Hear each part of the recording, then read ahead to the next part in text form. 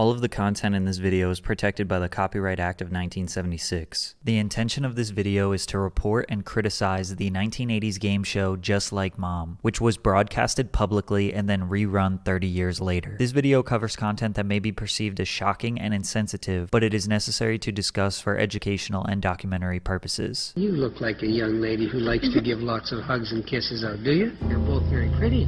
You have green eyes. Blue. Are they? They're not blue. Now, don't tell me that. Look at me a little closer. They're green. Flat fooled. Are your eyes green?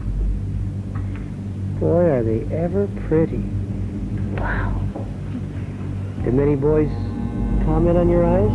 Hugs and kisses. I should have known a sweet-looking gal like you would pick that one. You give out kisses, though, don't you, Stephanie? No. You don't, too?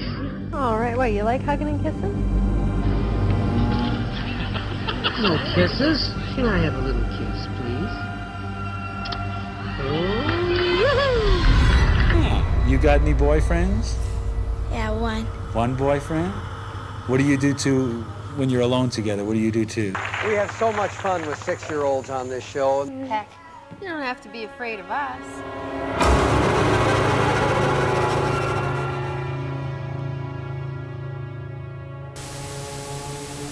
That horrifying footage was from the 1980s Canadian game show Just Like Mom. The man hosting the show was named Fergie Olver. You are probably feeling shocked, confused, and appalled at the visible proof of pedophilia broadcasted on live TV. How were they able to do this? Why didn't anyone stop this? Did the host go to jail? Today, we are going to dive into the dark past of the worst game show ever made. Scarborough, Ontario, a suburb of Toronto, Canada, was where CFTO TV Studios was located. The year is 1979. Paul Burford came up with a new idea for a game show that would shock the world, literally. He pitches the idea to his friend Stephen Young, who would be the host of season 1. He loves it. In the 80s, kids' game shows were not very popular in America, but Canada seemed to have a vested interest in this genre. The idea was almost exactly like the Newlywed Game, but with kids and their mothers. 3 teams, each consisting of a child and their mother.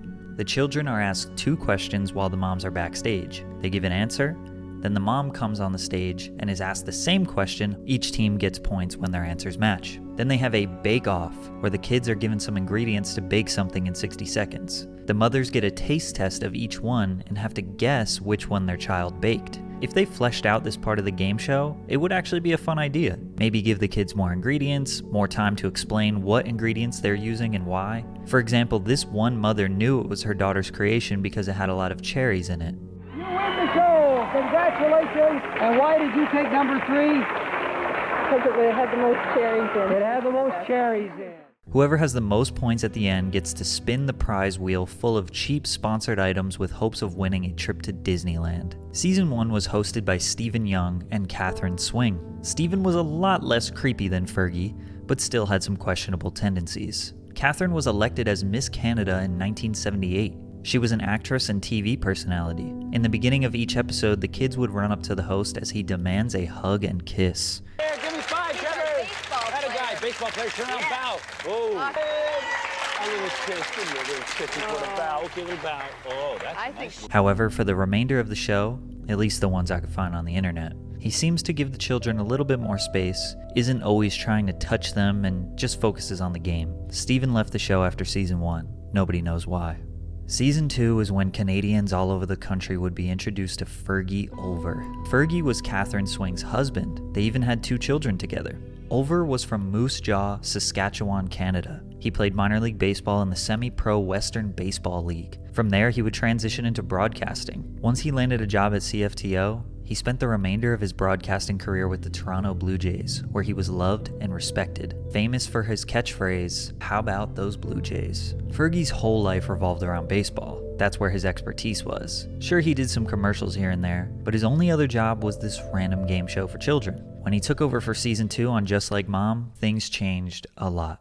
The children were no longer running up to the host in the beginning. Still, it was the host's job to greet the kids and make them feel comfortable. Despite his relaxed tone and higher-pitched voice, literally none of the kids, or their mothers, ever looked comfortable. Where did you get that pretty blonde hair? Heck, you don't have to be afraid of us. The likely reason why the kids felt uncomfortable is because they were trapped. I'm glad you let me share this chair with you. This is comfortable up here. For the start of the game, the producers would take the mothers off the set, bring them backstage, and make sure they can't see or hear what's going on. That way they can't hear their child's answers and cheat to win the game. This was the perfect trap for Fergie and Catherine to take advantage of the children. Hugs and kisses. Hugs and kisses. I should have known a sweet-looking gal like you would pick that one. Once the mothers were off stage, the hosts would get very close to the kids. Most of the time, Fergie would have his hand on the backs of these children, or in places we can't be sure of. The children most of the time are visibly uncomfortable. They don't look nervous because what's there to be nervous about, right? And I get it, it's TV, there's an audience, their mothers aren't around. But if you look through most game shows involving children, the producers want the kids to be as comfortable as possible to get the best results. Where would Aaron say you'd wear a cummerbund? On my waist. On your waist. That way they aren't just staring into space and being quiet. Plus the mothers didn't look at ease either. Aren't game shows supposed to be fun, full of energy, goofy, filled with laughs? The show constantly had dead air, no reactions from the audience, and a creepy vibe that you could feel through the screen. It's almost like these families knew what was going on, but realized it was too late. The funny part about the game was supposed to be how children are unpredictable and will come up with ridiculous answers to these questions, like this one. What animal at the zoo reminds you of your mother? A gorilla. A gorilla! However, as time went on, the questions got overly sexual and shockingly inappropriate. Mom has decided she wants to be a Playboy bunny. What will Dad say? They were obsessed with the idea of kissing and trying to get kids to talk about sexual things. What would Mom have to do to get a great big sloppy kiss from you? All right, what, you like hugging and kissing? Yeah. With who? Now I can remember being a child and adults say, "Oh, do you have a girlfriend?" And you kind of giggle and shrug it off. But to be trapped and forced to give an answer, as well as them going deeper. You got any boyfriends? Yeah, one. One boyfriend? What do you do when you're alone together? What do you do too? Just talk. You just talk? And that's all? You wouldn't tell me anyway, would you? No. No. Like, what was the goal of these questions? What did you want the kids to say? Tara, speaking of kissing, when do you think, and this might become an X-rated show soon, when do you think your first kiss will be from a boyfriend? At what age we will accept 1 year either way? Now we have to address this because there will be a ton of people that comment, it was a different time. Yes, it was a different time where less pedophiles were being exposed for their wrongdoings. There are very few things on here that can be excused for societal norms being different. Sure, you mentioned how pretty or handsome one of the children are. You know what? That could be harmless. But Fergie just took it too far every time. Are your eyes green? Boy, are they ever pretty. Wow. Did many boys comment on your eyes? The questions being inappropriate, I guess. If your game show relies on sexual questions for kids, then it probably isn't good. I mean, we know this because the questions that weren't sexual were so bad. Okay. What do you think would be the best fertilizer Mom could use on her plants? A spray gun. But absolutely no excuse can be made for kissing a stranger's child on the mouth, especially after they said no. At some point, things got really out of hand. A lot of people reference this clip where someone says, "Dirty old man." Well, I guess you can't win the show then. If I don't get a hug and a kiss. Yeah, you hear that? In response to his disgusting demands, the woman who said that was actually Catherine Swing, his wife and co-host. His own wife was calling him out on his horrific actions live on television. Even she had enough. She realized how much of a monster he was, yet it still continued. To no surprise, they got divorced shortly after the game show ended. The show ran from 1980 to 1985, 600 episodes. That is 1,800 children featured on this series. A lot of people think very highly of it. In fact, a lot of the episodes posted on YouTube are from people who were featured on the show and remember it as a fun and positive experience. Almost all of them are males, which we can tell Fergie was not interested in. Fergie continued broadcasting with the Toronto Blue Jays until he retired in 1992. In 2004, he was nominated for the Ford Frick Award presented by the National Baseball Hall of Fame. All the way up until 2017, he worked with the Canadian Baseball Hall of Fame and remained a well-respected man among his peers. The show never received any backlash until around 2010 when somebody posted Fergie's crime compilation on YouTube. Throughout the past decade, it's been reacted to by PewDiePie and other reactors and has gone viral on Reddit. SNL even made a pretty hilarious spoof of the show. However, no legal ramifications for Fergie.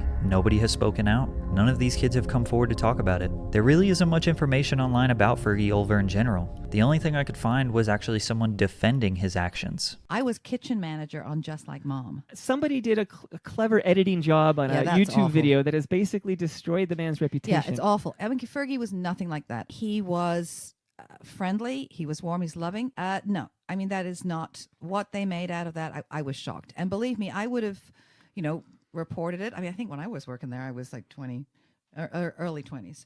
I saw nothing like that. Nothing like that. So basically this woman, who was 20 at the time, worked on the production crew, and this was her opinion. So clearly people who worked on the show did not think anything was wrong with this behavior. In fact, the show actually got syndicated on Game TV from 2008 to 2010, where they would rerun all these old episodes. And in 2016, they created a sequel called Just Like Mom and Dad, where Catherine Swing was brought on as a creative consultant. Luckily, the 2017 version was not predatory and seemed to be a much better game overall. Kissing on game shows seemed to be a trend in the 80s. Family Feud's original host Richard Dawson was very comfortable leaning in for kisses, even if the woman's husbands were right there. Most of these were consensual, and at least the contestants were of age. In fact, some of these women were the ones making the advances. Steve Harvey was never into that. The only kiss he ever gave out was on a woman's hand. Not much defense can be made for Fergie. We all saw what happened. We can all agree that kissing a child on the mouth when they explicitly say no is predatory and illegal. As for now, nobody spoke out against this that was involved and probably never will. Plus, Fergie is a very, very old man now. You can't blame the victims for simply wanting to move on and forget. It's disgusting and mortifying, but I guess we can be glad it's over and have progressed enough as a society that this will likely never happen again, at least on live television.